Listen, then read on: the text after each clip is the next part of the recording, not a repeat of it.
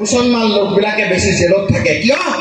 মুছলমান লোকবিলাক বেছি চুৰ ডকাই আৰু ধৰ্ষণ কৰে কৈছে না নাই চাও আজিও আছে ৰেকৰ্ড হয় নেকি মুছলমান মানুহে ৰেপ কৰে বুলি ৰেপ কৰে বেয়া মানুহ সকলো জাতি জনগোষ্ঠীৰ আছে এনেধৰণৰ কথা হিমন্ত বিশ্ব শৰ্মা আমাৰ মানুহক অত্যাচাৰ কৰাৰ কাৰণে এটা শক্তি পায় নে নাপায় কওকচোন ৰাইজ মোৰ এই মানুহখিনি অত্যাচাৰ কৰি এতিয়া তেওঁ শেষ সীমা পাৰ হৈছে তেনেকুৱা এটা হিমন্ত বিশ্ব নহয় দুটা বিশ্ব হিমন্ত বিশ্ব নহয় 50টা হিমন্ত বিশ্ব আপোনালোকৰ গাৰ নোম লৰাব নোৱাৰে মই আজি আপোনালোকৰ মঞ্চত কথা দিছোঁ ভালদৰে এই কথাখিনি কৈছোঁ আপোনালোকৰ লগত থাকিম এই শক্তি আমি দিয়াটো ভাল জানো ৰাইজ বিভিন্ন ক্ষেত্ৰত আপোনালোকে চাব আমাৰ বৈতামাৰী বালাপাৰা দাৰুল উলুম মাদ্ৰাসা নিজৰ মাটি মই আজি কেইদিনমানৰ আগত যাতে মানুহে মোক ক'লে যে আপুনি এই কথাখিনি কওক নিজৰ মাটিত নিজৰ ৰাজহ মাটিত মাদ্ৰাসা কৰিছে তেওঁলোকৰ কথা মতে কৈছে যে বদৰুদ্দিন আজমল চাহাবক হিমন্ত বিশ্ব শৰ্মাই মাতি নি ক'লে যে বদৰুদ্দিন আজমল চাহাব দিল্লীত অলপ মোৰ ৰেকৰ্ডটো অলপ আমাৰ লাইনত ঠিক হ'ব লাগে মই মাদ্ৰাসাখন ভাঙি দিম আপুনি বেছি হুলস্থুল নকৰিব সেই মানুহখিনিক আপুনি বুজাওকগৈ যে মাদ্ৰাসা ভাঙি দিয়াৰ পিছত আপোনাৰ যোগেদি আকৌ মই কৰি দিম কথাখিনি বুজিলে যাওক আপোনালোকে বৈতামাৰীত মই কৈছোঁ মই ইউডিএফৰ লোকসকলক কৈছোঁ আপোনালোকে খবৰ কৰক মাদ্ৰাসা ভাঙি দিলে হাহাকাৰ লাগিল ডাঙৰ বিল্ডিং নিজৰ মাটিত কৰিছে কোনো চৰকাৰৰ এক পইচা নাই যেতিয়া মানুহখিনি কেছ কৰিবলৈ গ'ল বদৰুদ্দিন আজমল চাহাবে বাধা দিলে বোলে মই হিমন্ত বিশ্ব শৰ্মাৰ লগত কথা পাতিম আপোনালোকে কেছ নিদিব প্ৰত্যেকটো বস্তু এটা ম্যাদ থাকে এই ম্যাদ আজি উকলি গ'ল মাদ্ৰাসা আজিলৈকে নহ'ল মৌলানাসকল হয়নে নহয় খবৰ কৰিম এই লোকসকলৰ কাৰো প্ৰতি আপোনাৰ আন্তৰিকতা নাই কেৱল লাগে বেপাৰ বাণিজ্য সেইকাৰণে এইটো সময় ৰাইজ আপোনালোকে সিদ্ধান্ত ল'ব লাগিব ল'ব নাই ৰাইজ আপোনালোকে কথাখিনিতো বুজি পাইছে মই এটা এটাকে বুজাইছোঁ সঁচাই মিছা আপোনালোকে চাব কথাখিনি চৰকাৰে কিবা দিলে নিদিলে ইমান আমাৰ ভক্ষেপ নাই মূৰৰ দাম মাটিত পেলাই ৰাতিপুৱা উঠি যাওঁ গধূলি আহোঁ আমি উপাৰ্জন কৰোঁ চৰকাৰৰ কিবা দিলে নিদিলে আমি ভক্ষেপ নকৰোঁ কিন্তু আমি কি বিচাৰোঁ যে আমি যি দুখীয়া মানুহ ইয়াৰ পৰা গুৱাহাটীলৈ গৈছে ডাঙৰ ডাঙৰ বিল্ডিং বনাইছে বিজেপিৰ অফিচ বনাইছে এই ধুবুৰীজনীয়া মানুহে আমি উপাৰ্জন কৰি ঈদৰ 10 দিন 5 দিন আগত আহি আমি নিজৰ ল'ৰা ছোৱালী লৈ পেলাই সুখেৰে থাকিব লাগে শান্তিৰে শুব লাগে ঈদ পালন কৰিব লাগে সেই সময়তে হিমন্ত বিশ্ব শৰ্মাৰ পুলিচে আহিবাক আহি অত্যাচাৰ কৰে আমি শান্তি বিচাৰোঁ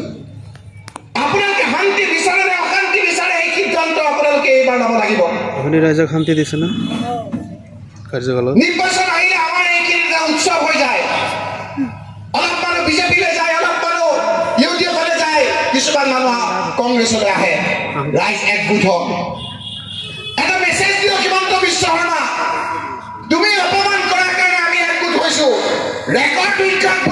ভোটাৰে হিমন্ত বিশ্ব শৰ্মাক আপোনালোকে অনাস্থা দিয়ক আপোনালোকৰ সমস্যাবিলাক আমাক দিয়ক আমি সমাধান কৰিম ৰাইজ মই ৰাজহুৱাভাৱে আজি আপোনালোকক কথা দিছোঁ কেতিয়াবা দুখীয়া মানুহৰ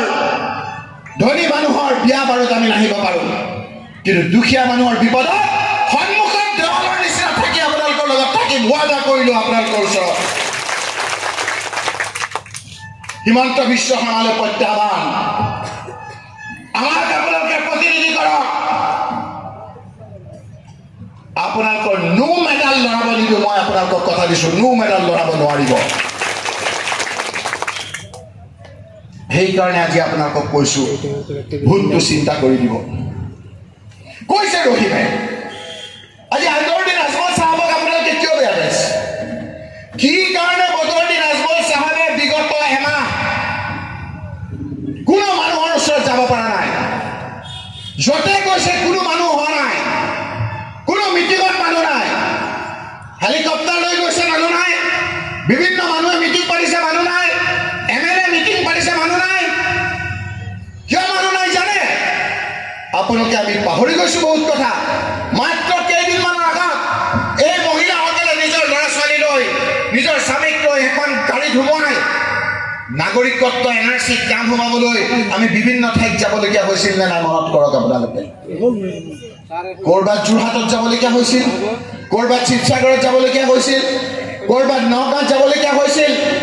আমি নাগৰিকত্ব আমাৰ নাম সোমাবৰ কাৰণে আমি কাগজ পত্ৰ লৈ ইফালে সিফালে ঢকলিয়াই ফুৰিব লাগিছিল নে নাই ৰাইজ বদৰুদ্দিন আজমল চাহাব এই সময়খিনিত আপুনি ধুবুৰীবাসী ৰাইজৰ জনীয়াবাসী ৰাইজৰ কাষত আছিল জানো ক'ৰবাত আপুনি সহায় কৰিছিল জানো মই ৰকিবুল হুছেইনে আজি আপোনালোকক কৈছো ৰহিমে কোৱাৰ দৰে জমিয়ত উলামা হিন্দৰ আৰছাদ মাদানী চাহাবৰ জমিয়ত মুস্তাক আনফাৰ চাহাব সভাপতি ৰকিবুল হুছেইন উপসভাপতি ৰহিম আহমেদ আনছুৰ সভাপতি এতিয়া ৰেজাউল সভাপতি খাদ্দা মুছৰক লগত লৈ দিল্লীত দৌৰি গৈছো দিল্লীত দৌৰি গৈ দেখিছো যে সুপ্ৰিম কোৰ্টৰ হাহাকাৰ অৱস্থা আমাৰ বিৰুদ্ধে শক্তিশালী আপোনাৰ উকিল লৈছে আমাৰ দুখীয়া মানুহসকলৰ কাৰণে কোনো নাই সেই সময়ত আমি কপিল সিবাল ইন্দিৰা জয়সিং বিবেক কাংখা সলমান খুৰছিদ চলি সুৰাবজী ডাঙৰ ডাঙৰ উকিলৰ ওচৰলৈ গৈছো তেওঁলোকে মান্তি হ'ল যে আমাৰ হৈ কৰিব কিন্তু উপায় নাই এজন এজন উকিল 10 মিনিট থিয় হ'ব 15 লাখ টকাকে লাগে এজন উকিলক যদি 15 লাখ টকা লাগে 5জন 7জন টক কিমান টকা লাগিব আপোনালোকে ভাবি চাওক এদিন নহয় ৰাইজ দুদিন নহয় 3 দিন নহয় কমেও 100 দিন তেওঁলোকক খাৰা কৰিবলগীয়া হৈছে মানুহ চিনি পায় সেইকাৰণে মই জনিয়াত আহি ক'ব বিচাৰিছো যে শ্ৰদ্ধা ৰাইজ অহা 7 তাৰিখে আপুনি যি নিৰ্বাচনত অনুষ্ঠিত হ'ব আপোনালোকে ইয়াত থকা মানুহখিনি আৰু মই মাইক্ৰফোনৰ শব্দ বজোৱা বাহিৰত এই সকলোকে মই বিনম্ৰ অনুৰোধ কৰিছো এই আঙুলিটোৰে আপোনালোকে ভুল সিদ্ধান্ত নল'ব জনিয়া সমষ্টিৰ আভিজাত্য জনিয়া সমষ্টিৰ পূৰ্বৰ সেই লোকসকলে যেনেকৈ বিভিন্ন সময়ত সঠিক সিদ্ধান্ত লৈছে ক'ৰবাত দুই এটা ভুল হ'লেও এইবাৰ আপোনালোকে সঠিক সিদ্ধান্ত লওক আপোনালোকৰ এই আঙুলিটোৰ সিদ্ধান্তৰ ওপৰত কেৱল জনিয়াবাসী ৰাইজ নহয় কেৱল ধুবুৰীবাসী ৰাইজ নহয় সমগ্ৰ অসমৰ ৰাইজ আজি বাট চাই আছে কাৰণ হিমন্ত বিশ্ব শৰ্মা মুখ্যমন্ত্ৰীয়ে আমাক বহুত চলাইছে হয়তো বহুতে এনেকৈ ক'বলৈ সাহস নকৰে ভাতৃ ৰহিমে কথাবিলাক কৈছে আপোনালোকে কওকচোন বাৰু হিমন্ত বিশ্ব শৰ্মা মুখ্যমন্ত্ৰী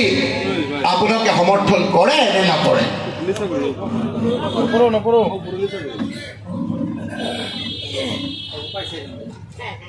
আকৌ কৈছো মই ইমান ভয় ভয় লাগে ন হিমন্ত বিশ্ব শৰ্মাক আমি সমৰ্থন কৰোঁ নে নকৰোঁ কিহৰ কাৰণে হিমন্ত বিশ্ব শৰ্মাক নকৰোঁ মই আপোনালোকক কোৱা নাই অলপ জোৰে কৈছো যাতে হিমন্ত বিশ্ব শৰ্মা ছ'চিয়েল মিডিয়াত তেওঁৰ কাণত কথাবিলাক পৰে এইকাৰণে নকৰে যে মুখ্যমন্ত্ৰী হিমন্ত বিশ্ব হোৱাৰ পাছত আমাৰ মানুহক বিভিন্ন ধৰণে তুচ্ছ তাচ্ছিল্যৰ অপমান কৰিছে নে নাই ৰাইজ বিভিন্ন সময়ত আমাক ধনী মানুহ দেখিলে কয় বদৰুদ্দিন আজমল চাহাব আৰু দুখীয়া মুছলমানক দেখিলে কয় ঐ মিয়া কয় নে নকয় তাৰ উত্তৰ দিয়াৰ সময় আহিছে আপোনালোকে এইবাৰ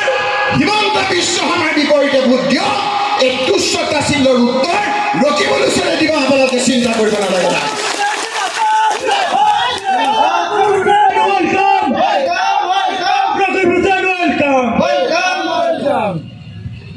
আপোনালোকে এতিয়া ক'ব যে ৰকিবুল হুছেইন আহিলে আমি ভাবিছিলো অন্য কথা ক'ব এতিয়া হিমন্ত বিশ্ব শৰ্মাৰ কথা কৈছে আমিতো এই অঞ্চলৰ পৰা হিমন্ত বিশ্ব সমৰ্থন নকৰোঁৱে তাৰপিছতো হিমন্ত বিশ্বৰ কথা কিয় কৈ আছে এইকাৰণে কৈ আছো ৰাইজ হিমন্ত বিশ্ব শৰ্মা আমি মোৰে মুখ্যমন্ত্ৰী পাতিছো এই জনিয়াবাসী ৰাইজে ধুবুৰীবাসী ৰাইজে হিমন্ত বিশ্ব শৰ্মাক মুখ্যমন্ত্ৰী হিচাপে নিবিচাৰে তেতিয়াহ'লে আপোনালোকে বদৰুদ্দিন ৰাজবল ডাঙৰীয়াৰ বিৰুদ্ধে আপোনালোকে ভোট দিয়ক বদৰুদ্দিন ৰাজবল ডাঙৰীয়া সংসদ হিচাপে আঁতৰাৰ পাছতেই এউডিএফ আশাবাদ নাইকিয়া হ'ব এউডিএফ নাইকিয়া হোৱাৰ লগে লগে বিজেপি অসমৰ পৰা নাইকিয়া হ'ব আৰু বিজেপি নাইকিয়া হোৱাৰ লগে লগে হিমন্ত বিশ্ব শৰ্মাৰ চকী পৰি যাব